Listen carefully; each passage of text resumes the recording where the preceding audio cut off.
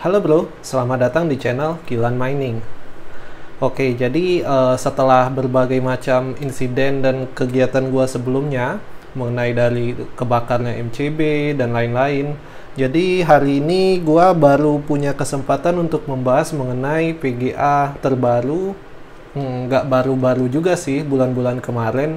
Jadi gua sebenarnya cukup terlambat buat review PGA ini. Cuman ya menurut gua masih oke lah, mengingat peminat PGA ini tuh masih banyak banget sampai sekarang, yaitu AMD Radeon RX 6600. Di sini kebetulan gua dapet yang Asus Dual.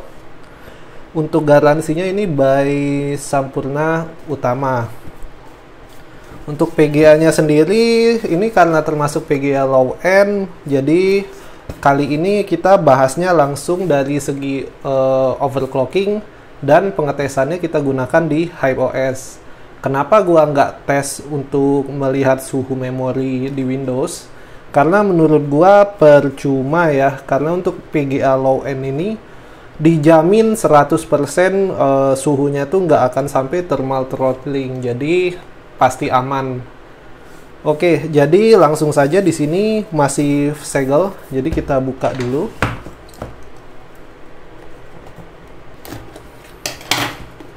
Oke, jadi coba kita buka.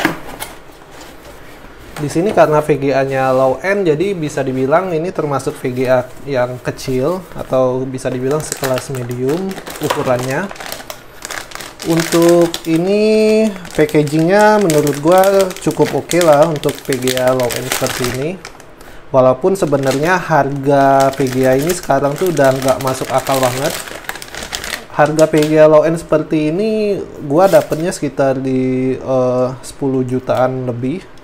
Yang seharusnya untuk hash rate dengan PGA ini, jika kita hitung profitabilitasnya tuh PGA ini harusnya bisa berada di ya maksimal banget tuh 8 juta loh, 8 juta 9 juta harusnya ya, Bay.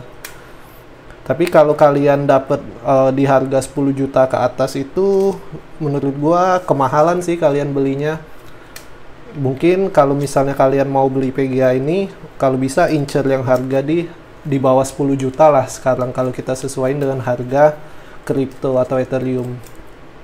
Oke, jadi di sini bisa kalian lihat, di sini plastiknya dia full, bagian besinya ada plastik, di bagian fan-nya juga dia ada plastik.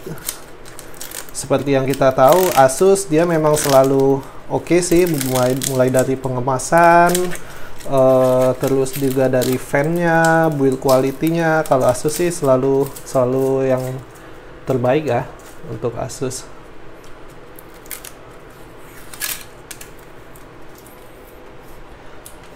Oke, jadi sekarang plastiknya sudah pada dibuka.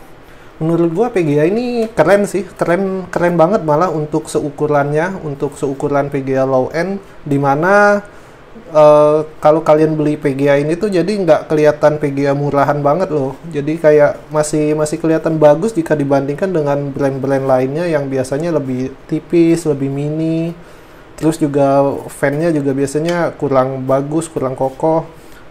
Kalau ini ditambah sama backplate-nya menurut gua udah worth banget dengan harga yang didapat. Misalnya kalau kalian dapat di bawah 10 juta. Untuk slotnya sendiri dia punya 1 HDMI dan 3 DP. Lalu untuk power PCIe-nya dia pakai 1 8 pin.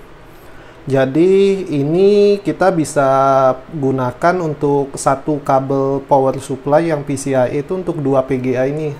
Soalnya untuk PGA ini harusnya dia wattnya tuh rendah banget. Jadi kalian pasti aman untuk pakai 2 PGA pada satu kabel PCIe di power supply.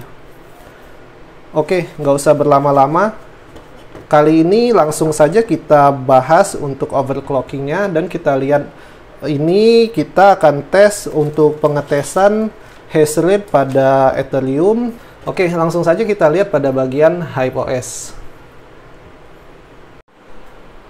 Oke, jadi langsung saja kita tes. Cuman sebelumnya sebenarnya gue mau tesnya tuh langsung di test bench yang ini ya. Yang ini cuman nggak tahu kenapa itu PGA-nya nggak bisa kedetek. Kemungkinan besar, gue udah baca-baca di forum tadi, sempat cari tahu.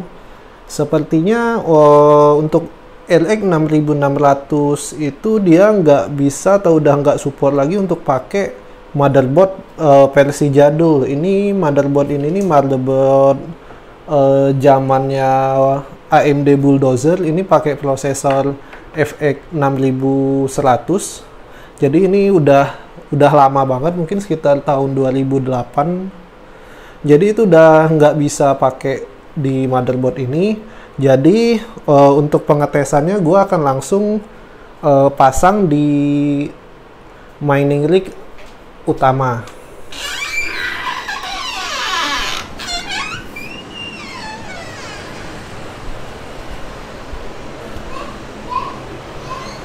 Oke, jadi ini mining rig gue yang di Grow 10.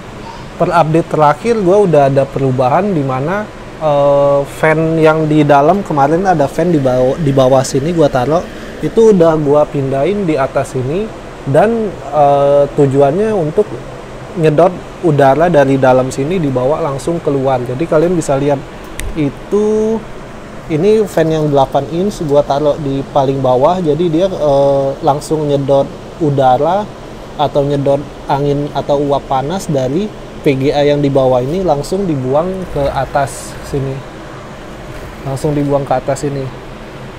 Ternyata hasil pembuangan ini bikin PGA di dalam sini tuh jauh lebih dingin dibanding sebelumnya. Sebelumnya gua bawa angin dari luar ke dalam, sekarang angin dari dalam ini gua bawa keluar semua. Jadi total 4 fan ini, ada 1, 2, 3, terus yang ini 4. Dia nyedot angin dari dalam dibawa keluar semua, jadi nggak ada kipas atau fan yang bawa masuk angin ke dalam ini. Nah, sementara untuk PGA 6600 yang tadi itu gua taruh di bagian situ, di belakang ini tuh, di bagian belakang situ. Setelah gua coba hidupkan, ternyata emang bener di motherboard yang terbaru ini dia bisa langsung detect dan running tanpa ada masalah. Jadi nggak perlu install ulang HyperOS nya lagi, dan nggak perlu ada trouble atau error apa, dia langsung bisa jalan. Jadi tinggal langsung kita setting di overclockingnya. Oke, jadi mari kita lihat di bagian dashboard HyperOS untuk lihat hash rate-nya. Oke, jadi ini adalah dashboard untuk HyperOS nya. Di sini karena gua campur dengan PGA Nvidia, jadi untuk pengetesan awal ini kita langsung saja bahas mengenai Ethereum. Karena profitabilitas Ethereum saat ini memang paling tinggi, jadi kayaknya gua nggak perlu ngebahas koin lainnya seperti Ergo atau Ravencoin. Jadi kita langsung to the point dan langsung bahas mengenai hash rate untuk Ethereum. Nah, di sini bisa kalian lihat di bagian atas ini.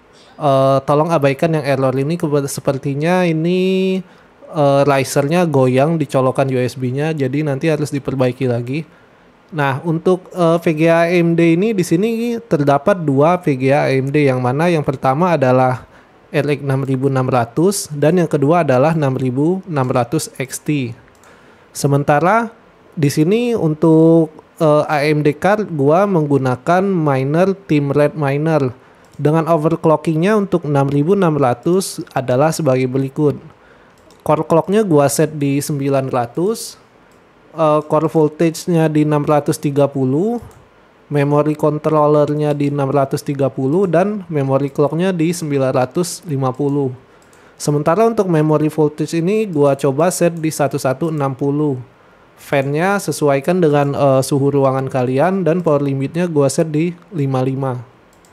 Lalu coba kita masuk ke bagian shell access-nya. Di sini untuk Team Red Miner kalian bisa lihat untuk hash rate-nya, di mana 6600 ini dia bisa menghasilkan 28 atau kurang lebih 29 MHz. Sementara untuk 6700 XT gua menghasilkan di 30 atau sampai dengan 32 MHz tergantung dari suhu ruangan. Nah, Habis ini gue langsung akan coba untuk tes menggunakan miner lainnya, yaitu NB Miner. Di sini langsung saja kita terapkan NB Miner.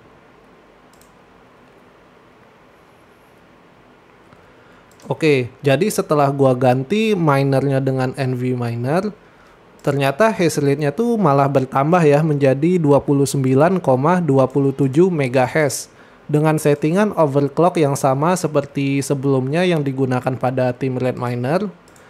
Core clock-nya di 900, core voltage-nya 630, memory control di 630, memory clock di 950, memory voltage di 1160, sedangkan power limitnya gua set di 55. Di sini coba kita refresh.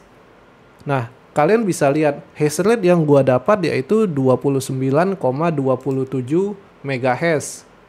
Kalian bisa lihat di sini, yang artinya ternyata NB Miner lebih oke dibanding dengan tim Red Miner untuk saat ini ya.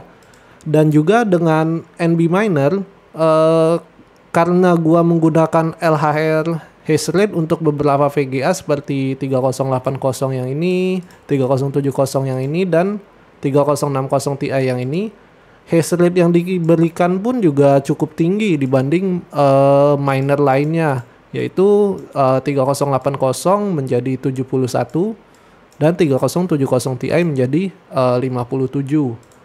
Oke, jadi menurut gua untuk saat ini miner yang paling oke itu adalah NB Miner untuk Ethereum ya. Jadi kalian bisa gunakan settingan overclock seperti ini untuk 6600-nya. Lalu gunakan minernya dari NB Miner. Namun apabila kalian mendapatkan overclocking yang lebih oke dan lebih maksimal dengan hash rate yang lebih tinggi dari ini, kalian bisa langsung share di kolom komentar atau share di grup Discord ya. Jadi kita bisa saling bantu untuk para penambang lain untuk mendapatkan overclocking yang efisien dan maksimal. Oke, sekian dulu video gua mengenai RX 6600 kali ini. Gua sengaja nggak ngebahas mengenai koin-koin lainnya karena menurut gua nggak terlalu menguntungkan saat ini. Jadi untuk menghemat waktu, kita langsung bahas di koin Ethereum saja. Jika ada kritik, pesan, dan saran, jangan ragu untuk tulis di kolom komentar. Sampai jumpa di video selanjutnya. Terima kasih.